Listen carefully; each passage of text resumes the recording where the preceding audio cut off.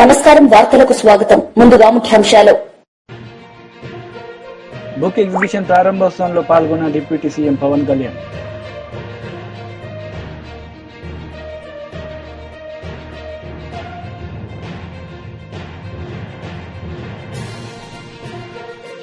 BJP leader press meet, పలు అంశాలపై వివరణ.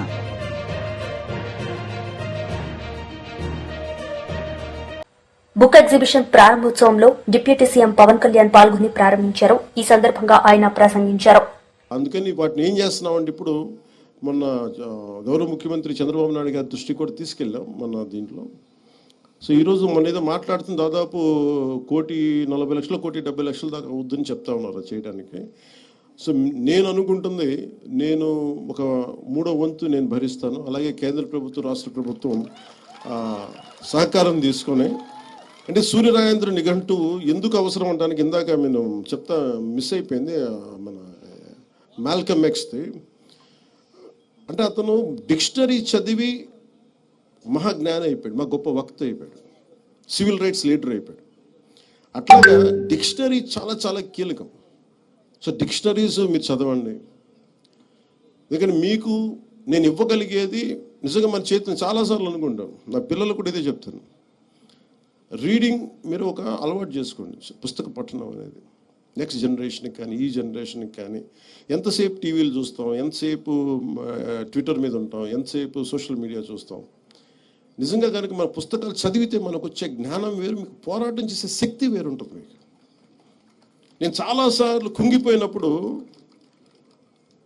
ఒక శేషేంద్ర నాకు ఉత్సాహాన్ని ఇచ్చాడు, గుంటూరు శేషేంద్ర. అలాగే నాకు తిరుగుబాటు చెయ్యాలి, గది మనకు దారి తెన్ను లేదు, కానీ చీకట్లో ఒక దీపంలా కనిపిస్తుంది అనేది నాకు చెప్పడానికి నాకు దేవరకొండ బాలగంగాధర్ తిలక్ నాకు దారి చూపించారు. వాళ్ళు ఎవరు నా దగ్గర ప్రత్యక్షంగా ఎవరు లేరు, కానీ వారి మాటలు నాకు గైడెన్స్ ఇచ్చింది.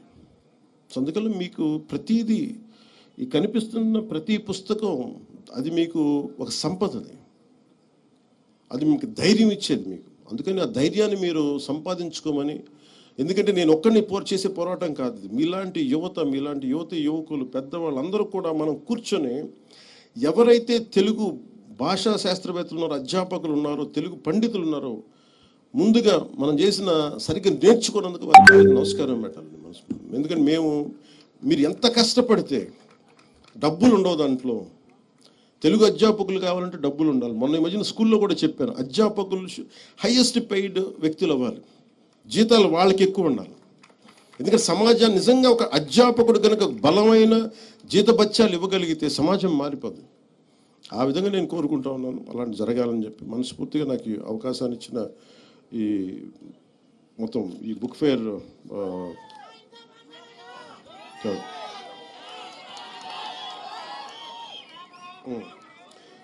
అంటే చిరిగిన చొక్కా అయినా తుడుక్కో కానీ ఒక మంచి పుస్తకం కొనుక్కోవాలి. ఇది వీరేశలింగం పంతులు గారు. చొక్కా చినిగిపోయిన పర్లేదు, కానీ మంచి పుస్తకం ఉండాలి.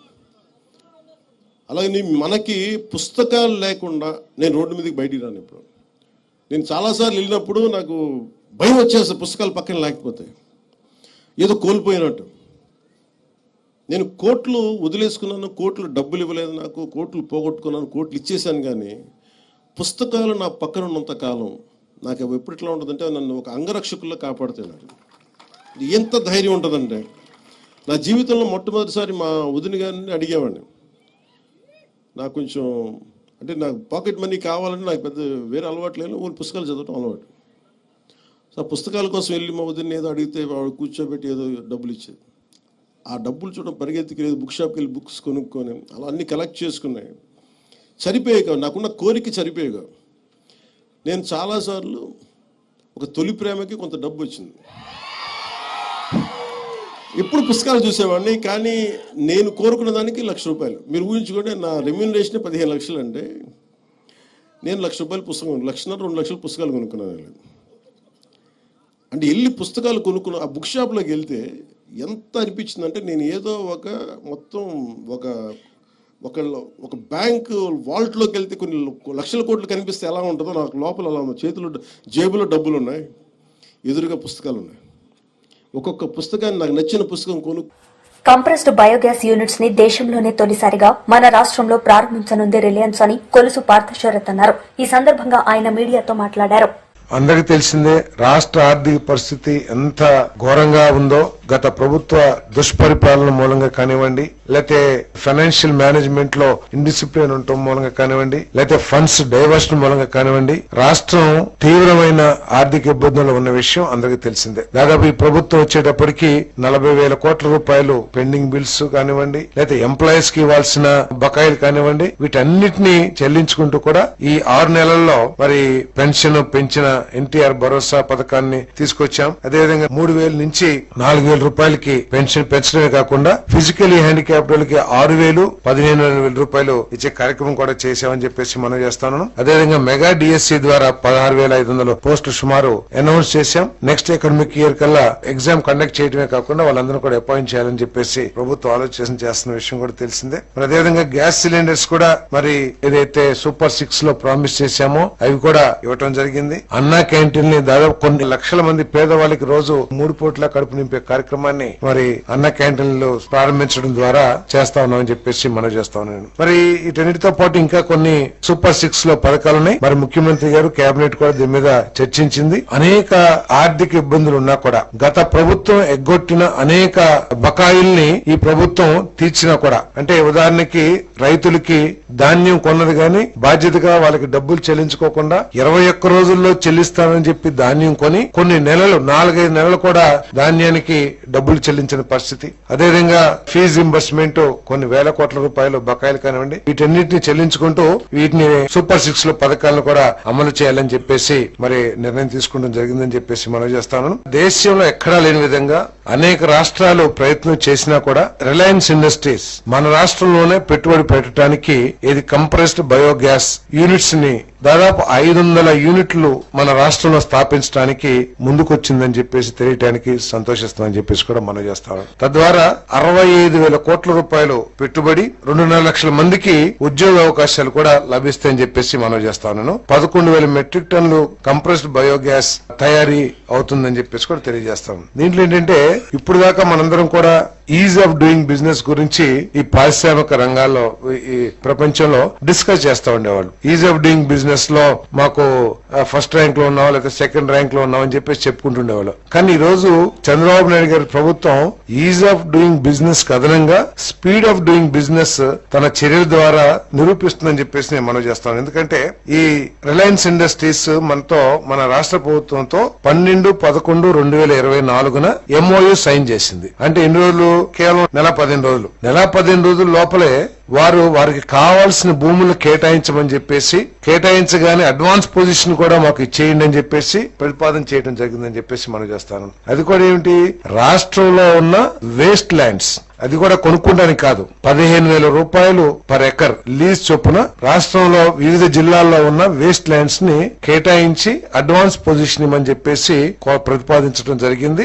అంతేకాకుండా ఈ వేస్ట్ ల్యాండ్స్ సరిపోకపోతే రైతుల దగ్గర నుంచి వారే పర్ ఎకర్ 30,000 రూపాయలు లీజ్ చెల్లించి రైతులకి ఆ భూమిని వారు సేకరించుకుంటారు. అంటే 11,000 టన్నుల CBG తయారు, అంటే కంప్రెస్డ్ బయోగ్యాస్ తయారు చేయడానికి కావాల్సిన భూముల్ని, అంటే నేపియర్ గ్యాస్ ఇదంతా కూడా పెంచాలి, గ్రాస్. దానికోసం కావాల్సిన భూముల్ని మన దగ్గర ఉన్న రాష్ట్ర ప్రభుత్వ ఆధీనంలో ఉన్న వేస్ట్ ల్యాండ్స్ ని వాళ్ళకి 15,000 రూపాయలు, అదేవిధంగా వారు సొంతంగా సమకూర్చుకునే రైతుల భూములకి 30,000 రూపాయలు వారు చెల్లిస్తారని చెప్పేసి కూడా ఈ సందర్భంగా తెలియజేస్తాను. మాజీ మంత్రి అంబటి రాంబాబు మీడియా సమావేశం నిర్వహించారు. ఈ సందర్భంగా ఆయన మాట్లాడారు. పవన్ కళ్యాణ్ గారి సినిమాలో కూడా ఖుషి అని కూడా దానిలో పెట్టినట్టున్నారు. ఆడువారి మాటలకు అర్థాలే వేరులే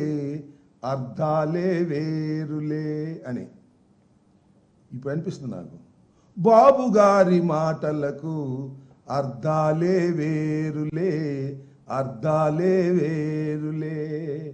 అవునంటే కాదనిలే, కాదంటే అవుననిలే. చక్కగా సూట్ అయిపోద్ది దీనికి. చంద్రబాబు నాయుడు గారికి కక్ష లేదు అంటే కక్ష ఉంది అని అర్థం. చంద్రబాబు నాయుడు గారు నేను నిప్పు లాంటి మనిషిని అన్నాడు అనుకోండి, ఆయన పెద్ద తుప్పు లాంటి మనిషి అని అర్థం. నేను అసలు తప్పే చెయ్యను అన్నాడంటే నిత్యం తప్పులు చేస్తాడని అర్థం. నా అంత విశ్వసనీయత కలిగిన రాజకీయవేత్త ఈ దేశంలో లేడు అంటే అంత విశ్వాసఘాతకుడు ఈ రాజకీయాల్లో ఈ దేశంలో ఎవ్వడు లేడు అని అర్థం. నేను అందరినీ విశ్వసిస్తాను అంటే ఎవరిని నిశ్వసించను అని అర్థం. నేను అక్రమాలు చెయ్యను అన్నాడా, రోజు అక్రమాలు చేస్తాడని అర్థం. నేను ఇదంతా ఎందుకు మీకు ప్రత్యేకంగా చెప్పాల్సిన అవసరం ఉంది. చంద్రబాబు నాయుడు గారు ఉమ్మడి రాష్ట్రం అయిపోయిన తర్వాత, విడిపోయిన తర్వాత హైదరాబాద్లో ఒక ఎమ్మెల్సీని కొనడం కోసం డబ్బులు సరఫరా చేస్తూ లైవ్లో దొరికిపోయాడు. అవునా? నేనన్నా కల్పించానేది? అదే మా వాళ్ళు బ్రీఫ్డ్ మీ కేసులో అంత లైవ్లో దొరికిపోయినా కూడా నా అంత నిజాయితీ పరుడు ఎవడో లేడు నమ్మని అంటాడు. ఈ పత్రికలేమో వాళ్ళు చంద్రబాబు నాయుడు గారు అంత నిజాయితీ పరులు ఎవరు లేరండి, ఈ భారత రాజకీయాల్లో ఆయనంత స్వచ్ఛమైనటువంటి రాజకీయ నాయకుడు ఎవ్వరు లేరు అని చెప్తాడు. మనం నమ్మాలి. అంత పెద్దగా లైవ్లో దొరికిపోయినా కూడా మహానుభావుడు భలే మేనేజ్ చేసుకుంటాడులే. చక్కగా వ్యవస్థలన్నిటినీ మేనేజ్ చేసుకుని తప్పుకుని బయటికి రాగలిగినటువంటి, ఎన్ని ఘోరాల నుంచి అయినా తప్పుకుని రాగలిగినటువంటి గొప్ప వ్యక్తి చంద్రబాబు నాయుడు గారు. నేను మీ అందరికీ గుర్తు చేస్తా, చంద్రబాబు నాయుడు గారు ఎన్నికలకు ముందు మా మీద ఎన్ని అపవాదులు వేశాడండి. 14 లక్షల కోట్ల రూపాయలు అప్పు చేసింది రాష్ట్ర ప్రభుత్వం మమ్మల్ని, జగన్మోహన్ రెడ్డి గారి ప్రభుత్వాన్ని. చివరికి ఎంతయ్యా అప్పు చేసింది అంటే కేవలం 6,44,531 కోట్లే తేలింది. 14 లక్షలు ఎక్కడదా, 6,46,000 కోట్లు ఎక్కడ? చూడండి, డబుల్ కన్నా ఎక్కువ చెప్పేశాడు. అబద్ధాలు చెప్పడంలో మొత్తం భారతదేశ రాజకీయాల్లో ఇంత గొప్ప వ్యక్తి మరొకరు లేరు అని చెప్పవలసినటువంటి అవసరం ఉంటుందని మనం చేస్తున్నాం. అంతేకాదు, ల్యాండ్ టైటిలింగ్ యాక్ట్ రాగానే రద్దు చేస్తామన్నాడు, రద్దు చేశాడు. కానీ దానిలో ఉన్న విషయాలన్నీ కూడా ఇవాళ మోస్తున్నటువంటి విషయం మీరు గుర్తు చేస్తూ ఉన్నాను. అంతేకాదు, ప్రభుత్వ భవనాలకు 4,000 కోట్లు ఖర్చు పెట్టింది ఈ ప్రభుత్వం అని మమ్మల్ని అన్నాడు. ఏం జరిగిందండి? 100 కోట్లు లెక్క చెప్పాడు మొన్న. అంతేకాదు, ఇంత అప్పులు చేసి ఈ రాష్ట్రాన్ని శ్రీలంకగా చేస్తున్నారు అన్నారు. వాళ్ళు చంద్రబాబు నాయుడు గారు వచ్చి అప్పటికి ఎంత చేశాడు? ఎన్ని లక్షలు వేసాయండి? 1,09,000 కోట్ల రూపాయలు ఈ రోజుకి అప్పు చేసినటువంటి ఘనుడు నారా చంద్రబాబు నాయుడు గారు. అసలు విశ్వసనీయత గురించి మాట్లాడే హక్కు నారా చంద్రబాబు నాయుడు గారికి లేదు అని ఈ సందర్భంగా నేను చెప్తూ ఉన్నా. మీరు చూశారు, 4 సార్లు ముఖ్యమంత్రి అయ్యాడు. ఒకసారి కాదు, 4 సార్లు అయ్యాడు. అదృష్టం మహానుభావుడు, కొన్ని పరిస్థితుల వల్ల 4 సార్లు ముఖ్యమంత్రి అయ్యాడు. ఏ రోజునైనా ఈ 4 సార్లు కూడా ఇచ్చిన హామీని నెరవేర్చినటువంటి సందర్భం ఉందా? ఒక్కరోజు కూడా ఏదైతే మేనిఫెస్టోలో పెట్టాడో ఆ మేనిఫెస్టోలో పెట్టినటువంటి అంశాలను పూర్తిగా కానీ సగం కానీ పావు వంతు కానీ ఆచరించినటువంటి విశ్వాసఘాతకుడు నారా చంద్రబాబు నాయుడు గారు. ఇవాళ ఆయన ఇవన్నీ చెప్తా ఉన్నాడు. కక్ష సాధింపులు అసలు నా లక్ష్యమే కదండి. జగన్పై చర్య తీసుకోవడానికి సిక్కి ఒప్పందం లడ్డూలాగా దొరికిందంట. లడ్డూలాగా దొరికితే అసలు తినకుండా ఉంటావు నువ్వు. ఆ లడ్డు పుచ్చిపోయినా తింటావు, ఏ లడ్డు అయినా తింటావు, కానీ అది తిన్నావా నీ గొంతు పట్టుకుంటుంది. దీనిలో ఏమీ లేదు అనే విషయం తెలిసిన తర్వాత ఏమీ చేయలేని ఒక స్థితిలోకి నువ్వు ఉన్నావు. ఇవాళ నేను చూసా, ఇంతకుముందే వచ్చే ముందు ఆదాని మీద యాక్షన్ తీసుకోడంట. అక్కడ తేలితే కానీ ఇక్కడ తీల్చుకోనని చక్కగా తప్పుకున్నాడు. దానిలో ఏమీ లేదనే అంశం చాలా స్పష్టంగా అర్థమవుతా ఉన్నది ఈ రాష్ట్రంలో, దేశంలో, ప్రజానీకానికి అని మనం చేస్తున్నాం. కక్ష సాధింపులు ఏమి లేవండి. చంద్రబాబు నాయుడు గారు మీరు ఏం చేశారండి? వైసీపీ లీడర్ పూత శివశంకర్ రెడ్డి మీడియా సమావేశం నిర్వహించారు. ఈ సందర్భంగా ఆయన మాట్లాడారు. వెంబడి ఉండేటువంటి నిర్మాణాలన్నీ కూడాను అక్రమమైనటువంటివి. కాంగ్రెస్ ప్రభుత్వము ఈ విధంగా అక్రమంగా నిర్మాణాలు చేపట్టింది వీరి సహాయంతో అని చెప్పి ఆ సమావేశం పెట్టి, తర్వాత కృష్ణా జిల్లా, గుంటూరు కలెక్టరేట్లలో వాళ్ళ యొక్క ఆ మెమొరాండమ్స్ ఇచ్చేస్తూ ఇరిగేషన్ శాఖ అధికారులకు కూడా ఇచ్చి నానా చిందులేశారు. ఇమ్మీడియట్ గా నోటీసులు ఇవ్వండి, కూల్చేయండి, ఇది అక్రమైనటువంటి ప్రాంతము, నదీ పరివాహ ప్రాంతము, నది ఫ్లోటింగ్ అడ్డుపడుతున్నాయి, దీనివల్ల వరదలు సంభవిస్తాయి అనేటువంటిది నానా హంగామా చేశారు. అది జరిగిన తర్వాత రాష్ట్రము విడిపోవడము, కొత్త రాష్ట్రం వచ్చిన తర్వాత తెలుగుదేశం పార్టీ అధికారంలోకి రావడము, వచ్చిన తర్వాత కూడా 2014 డిసెంబర్ 31వ తారీఖున మంత్రివర్గం ఏర్పాటు చేసుకుని ఉన్నటువంటి అప్పుడు మంత్రి, ఇరిగేషన్ శాఖ మంత్రి దేవినేని ఉమామహేశ్వరరావు గారు బోటులో వెళ్తూ విలేకరులందరినీ తీసుకొని వెళ్ళేసి అధికారులను ఈ నిర్మాణాలన్నీ కూడాను ఏదైతే ఇప్పుడు ఉన్నటువంటి చంద్రబాబు ఎస్టేట్ ఉంది కదా, లింగమనేని ఎస్టేట్, అదేవిధంగా ఆ కటకట్ట ప్రాంతంలో ఉన్నటువంటి బిల్డింగ్లన్నీ కూడా అక్రమ కట్టడాలు అని చెప్పి నానా హంగామా చేస్తూ మంత్రిగా ఉన్నటువంటి ఆయన ఇవన్నీ కూల్చాలనేటువంటి నోటీసులు ఇస్తున్నాము, అన్ని చేస్తున్నాం అన్నారు కదా, అది జరిగింది. నెక్స్ట్ డే 2015 జనవరి 1వ తారీఖున క్యాంపు కార్యాలయంలో చంద్రబాబు గారు ముఖ్యమంత్రి గారు ఇప్పుడు 2015 జనవరి 1వ తారీఖున విలేకరులతో మాట్లాడుతూ ఇది అక్రమ కట్టడము, కాంగ్రెస్ వారు చూడు ఎంత దుర్మార్గంగా వ్యవహరిస్తున్నారో, నదులను కూడా వదిలిపెట్టట్లేదు, ఈ యొక్క లింగమనేని ఎస్టేట్ దగ్గర నుంచి అన్ని బిల్డింగులు అన్ని కూడా అవన్నీ అక్రమంగా కట్టారు, ఇవన్నీ కూల్చేస్తామనేటువంటిది ఆయనే చెప్పారు. కొద్ది రోజులు ఏమైందో ఏమో తర్వాత, కానీ కొద్ది రోజులకి ఎవరైతే వీళ్ళు అక్రమ కట్టడాలు ఇవన్నీ కూడా అని నానా హంగామా చేశారో, చట్ట ప్రకారం కూడా అవన్నీ కూడా అక్రమ కట్టడాలు, అదే ప్రాంతంలో చంద్రబాబు గారి నివాసం ఏర్పరచుకున్నారు. అప్పటికే చాలా మంది తర్వాత కాలంలో అయితేనేమి మన మేధా పాట్కర్ గారు, BRS party leader Vinod Kumar media సమావేశం నిర్వహించారు. ఈ సందర్భంగా ఆయన మాట్లాడారు. రాష్ట్ర హైకోర్టు ఏర్పడ్డది. మరునాడు నూతన సంవత్సరం 2019 హాలిడే, పార్లమెంటు కూడా హాలిడే.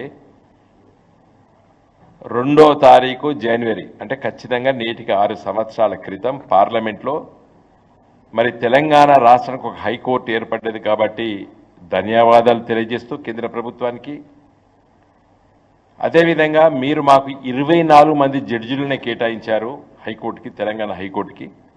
తెలంగాణ హైకోర్టులో చాలా కేసులు ఉన్నాయి. ఇది ఒక బాంబే మహానగరం తర్వాత హైదరాబాదే హ్యాపెనింగ్ సిటీ, ఒక కమర్షియల్ సిటీగా ఎదుగుతున్నది, ఒక కార్పొరేట్ వరల్డ్ వచ్చింది. కాబట్టి మాకు early justice, early disposal of the cases ఉండాలి అని రిక్వెస్ట్ చేసి మీరు 42 వరకు పెంచండి. మా రాష్ట్ర ప్రభుత్వము, మా ముఖ్యమంత్రి గారు మరి దానికి అయ్యేటువంటి ఎక్స్పెండిచర్, రికరింగ్ ఎక్స్పెండిచర్ అంతా కూడా మేము భరిస్తాము, సిద్ధంగా ఉన్నామని చెప్పి నేను పార్లమెంట్లో మరి లోక్సభలో అడిగిన ప్రశ్నకి మరి ఆనాటి న్యాయశాఖ మంత్రి రవిశంకర్ ప్రసాద్ గారు మరి సుముఖాన్ని వ్యక్తపరచడం, తదనంతరము మరి కొంత కాలయాపన జరిగినప్పటికీ మరి సుప్రీంకోర్టు చీఫ్ జస్టిస్గా ఎన్వి రమణ గారు చీఫ్ జస్టిస్గా అయిన వెంటనే మరి దాన్ని పరిష్కరించి తెలంగాణ రాష్ట్ర హైకోర్టుకి శాంక్షన్ స్ట్రెంగ్త్ హైకోర్టు జడ్జెస్కి 42కు పెంచడం జరిగింది. మరి నేటికి 6 సంవత్సరాలు అయినప్పుడు కూడా 42 మంది జడ్జిలు సంపూర్ణంగా రిక్రూట్మెంట్ కావడం లేదు. ఇప్పుడే మా పార్టీ లీగల్ సెల్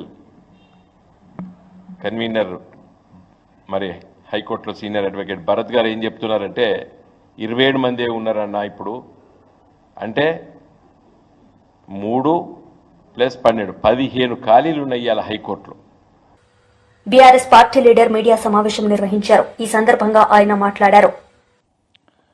మరి ఇది బీఆర్ఎస్ పార్టీ గతంలోనే కేసీఆర్ గారి నాయకత్వంలో కేటీఆర్ గారు పురపాలక శాఖ మంత్రులుగా ఉన్నప్పుడు 2022లోనే చివరిలో 22-23 ప్రాంతంలో మరి ఈ ప్రాంతాలతో పాటు ఇంకా నగరంలో అనేక ప్రాంతాల్లో విస్తరించాలని చెప్పేసి ఆ రోజు సుమారు 63,000 కోట్ల రూపాయలతోని మరి ప్రతిపాదనలు సిద్ధం చేయాలా, డిపిఆర్ సిద్ధం చేయాలని చెప్పి కన్సల్టెంట్ని అపాయింట్ చేసి మరి ప్రభుత్వము గతంలో ఎన్నికలు పోయిన సందర్భం బీఆర్ఎస్ పార్టీ అసెంబ్లీ వేదికగా బయట కూడా పత్రికా విలేకరుల సమావేశం ద్వారా అనేక వేదికలపైన చెప్పిన మాట స్పష్టంగా తెలియజేస్తా ఉన్నాను. మరి ఆ రోజు ప్రభుత్వం మారిపోయిన తర్వాత రేవంత్ రెడ్డి గారు కేసీఆర్ గారి ఆనవాలు లేకుండా చేయాలా, కేసీఆర్ గారి పైన కక్షతోని, కేసీఆర్ గారి పైన కుట్రలతోని బీఆర్ఎస్ పార్టీకి మరి చెడ్డ పేరు వచ్చే విధంగా, టీఆర్ఎస్ పార్టీని డిఫేమ్ చేసే విధంగా కేసీఆర్ గారు తీసుకున్న నిర్ణయాలు తప్పుడు నిర్ణయాలని చెప్పి చిత్రీకరించే ఒక ప్రయత్నంలో భాగంగా వారు అధికారంలో రాగానే బీఆర్ఎస్ పార్టీ తీసుకున్నటువంటి అప్పట్లో ప్రభుత్వంలో కేసీఆర్ గారు తీసుకున్న అనేక నిర్ణయాలని మరి వ్యతిరేకిస్తూ అమలయ్యే పనులను కూడా క్యాన్సిల్ చేసి ఇవన్నీ తప్పుడు నిర్ణయాలని చెప్పే ప్రయత్నం గత సంవత్సరం కాలం పాటు అంతా కూడా చేసినాడు. గడిచిన సంవత్సరం అంతా కూడా మరి తప్పుడు తడకల నిర్ణయాలతోని విధ్వంసకరమైనటువంటి అరాచకమైనటువంటి నిర్ణయాలు తీసుకొని అభివృద్ధిని అంతా కూడా తొంగలో తొక్కి అభివృద్ధిని కూడా అంతా కూడా నడ్డి విడిచే విధంగా, అంటే అభివృద్ధి ముందుకు తీసుకుపోయే విధంగా కాకుండా అన్నీ కూడా గత సంవత్సరం కాలం పాటు ప్రభుత్వం వచ్చిన తర్వాత మొన్న 31 డిసెంబర్ వరకు కూడా అన్ని నిర్ణయాలు కూడా తిరోగమన నిర్ణయాలే, అన్నీ కూడా తుగ్లక్ నిర్ణయాలే. వారు తీసుకున్న ప్రతి నిర్ణయం ప్రజల నుంచి వ్యతిరేకత, ప్రజల నుంచి ఆందోళనలు వచ్చినటువంటి సందర్భాల్లో వాటిని చక్కదిద్దే ప్రయత్నం చేయక డైవర్షన్ పాలిటిక్స్ కూడా చేసిన సంగతి మనందరం కూడా సంవత్సరం కాలం పాటు చూసాం. దానికి ఒక బెస్ట్ ఎగ్జాంపులే నిన్న నూతన సంవత్సరం సందర్భంగా వారు ప్రకటించిన నిర్ణయం స్పష్టంగా అర్థమవుతా ఉంది. ఎందుకు ఈ మాట చెప్తా ఉన్నానంటే, ఇదే మెట్రో రైల్ని మరి ఆ రోజు ప్రభుత్వం కేసీఆర్ గారు తీసుకునే నిర్ణయమే బీజేపీ లీడర్ మీడియా సమావేశం నిర్వహించారు. ఈ సందర్భంగా ఆయన మాట్లాడారు. మరి రాష్ట్ర మంత్రి మండలికి బట్టి విక్రమార్క గారు మరి వారి సబ్ కమిటీ ఎందుకు ఆ నివేదిక రూపకల్పన చేసి ఇవ్వలేకపోయిందో, మరి ఎందుకోసం మరి దాదాపుగా చాలా జిల్లాలు వాళ్ళు పర్యటన చేసిండ్రు, కానీ ఇప్పటి వరకు దానికి సంబంధించినటువంటి మరి విధి విధానాలు ఏందో ఇప్పటి వరకు మీరు ప్రజలకు చెప్పలేకపోయిందని మేము అడుగుతా ఉన్నాం.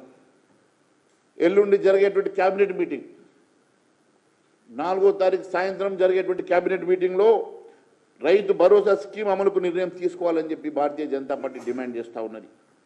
ఎల్లుండి సాయంత్రం క్యాబినెట్ భేటీ ఉంది కదా, మరి ఈలోగా రైతు భరోసా సబ్ కమిటీ తన నివేదికను మరి సబ్మిట్ చేయగలుగుతుందా, మరి దాని విధి విధానాలు రూపకల్పన చేసి మరి కమిటీకి మరి క్యాబినెట్కి సబ్మిట్ చేయగలుగుతుందో మరి తెలియజేయాల్సినటువంటి అవసరం ఉందని చెప్పి తెలియజేస్తూ ఉన్నాం. అంతేకాదు రైతులకు, రైతు కూలీలకు ఇస్తామని చెప్పినటువంటి రైతు భరోసా కానీ రైతు కూలీలకు ఇస్తామన్నటువంటి సాయం కానీ 12,000 రూపాయల సాయం కానీ మరి ఎప్పటి లోపల ఇస్తారో రేపు మీరు క్యాబినెట్ నిర్ణయంలో మరి ఖచ్చితంగా తేల్చాలని చెప్పి మేము అడుగుతా ఉన్నాం. రబీ సీజన్ కూడా దాటిపోక ముందే ఖరీఫ్ అయిపోయింది, ఖరీఫ్లో ఇవ్వలేదు, రబీ సీజన్ కూడా అయిపోతూ ఉన్నది, పెట్టుబడి సాయం కింద ఇస్తామన్నటువంటి డబ్బు ఇవ్వలేకపోతున్నారు. ఈ 2 సీజన్లు కలిపి ఒకేసారి మరి ఇస్తారా, మరి రేపు క్యాబినెట్లో డిసిషన్ తీసుకోవాల్సిన అవసరం ఉన్నది. గతంలో మీరు మోసం చేసి ముంచేసిన 500 రూపాయలు అడిషనల్గా 5,000 రూపాయల సంగతి దేవుడెరుగు. కనీసం రబీ ఖరీఫ్ సీజన్లో ఇవ్వాల్సినటువంటి 7,500, 7,500, 15,000, 30,000 15,000 రూపాయల చొప్పున ఎకరానికి ఖచ్చితంగా ఎప్పటి లోపల ఇస్తారో రేపు సబ్ కమిటీ రేపు క్యాబినెట్లో నిర్ణయం తీసుకోవాల్సిందిగా భారతీయ జనతా పార్టీ తరఫున మేము డిమాండ్ చేస్తూ ఉన్నాం. ఎందుకంటే దాదాపుగా గత ప్రభుత్వం మీరు ఒకసారి లెక్కలు తీసుకుంటే 1,69,00,000 మంది రైతులకు, గత ప్రభుత్వం 69 లక్షల మంది రైతులకు 1,53,00,000 ఎకరాలకు దాదాపు ఏటా 15,000 కోట్లకు పైగా రైతుల ఖాతాలో జమ అయ్యేటివి.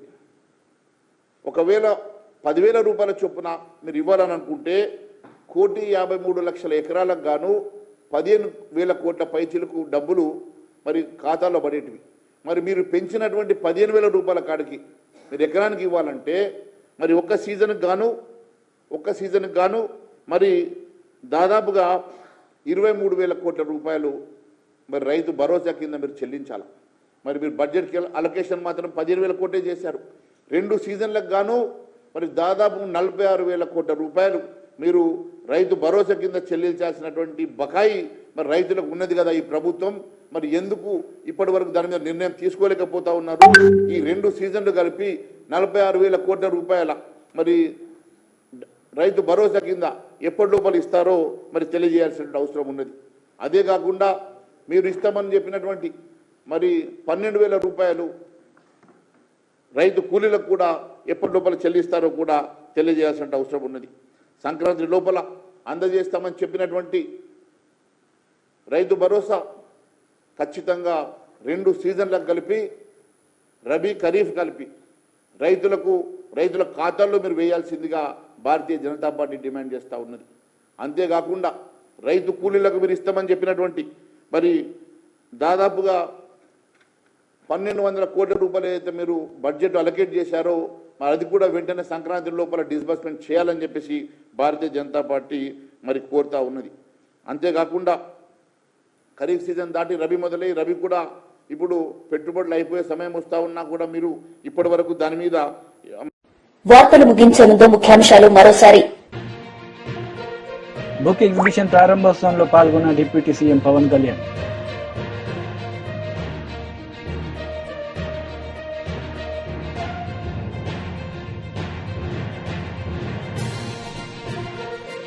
బీజేపీ లీడర్ ప్రెస్ మీట్, పలు అంశాలపై వివరణ.